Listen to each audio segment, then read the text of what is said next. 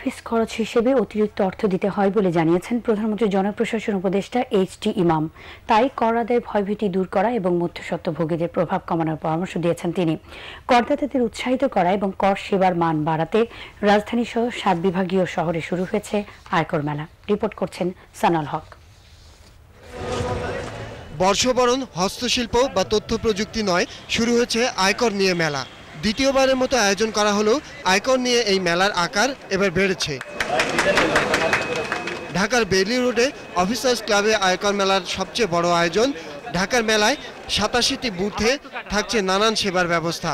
Return form পূরণ ও return জমা দেওয়া তো আছেই, সাথে আছে ব্যাংকে টাকা জমা দেয়া এবং নতুন করদাতাদের জন্য ওয়ান স্টপ সার্ভিস, যেখানে নতুন টিআইএন নেয়া, রিটার্ন দেয়া, এমনকি করদাতারা ট্যাক্স সার্টিফিকেটও পেয়ে যাবেন। মেলার উদ্বোধনী অনুষ্ঠানে প্রধান অতিথি প্রধানমন্ত্রীর উপদেষ্টা এইচ.টি. ইমাম জানান কর নিয়ে তার অভিজ্ঞতা এবং বিভিন্ন পরামর্শ।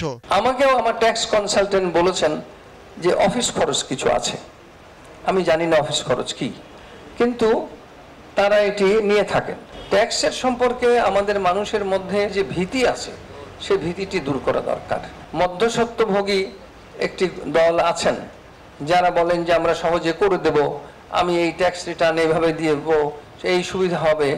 হাট বাজারেও কোটিপতির লোকের অভাব নেই এবং তারা অনেকেই ট্যাক্স সম্পর্কে অজ্ঞ।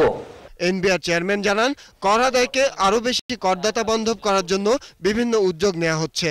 সমাজে অনেক সম্পদশালী, স্যারও বললেন উপজেলা কেন, গ্রোথ সেন্টার, বিভিন্ন হাট বাজারে যে মানুষ আছে কোটিপতি বা অনেক পয়সার মানুষ, তাদেরকে সচেতন করা দরকার।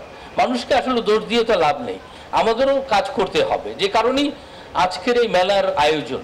একই ধরনের সুবিধা নিয়ে ঢাকার বাইরে আয়কর মেলার আয়োজন করা হয়েছে।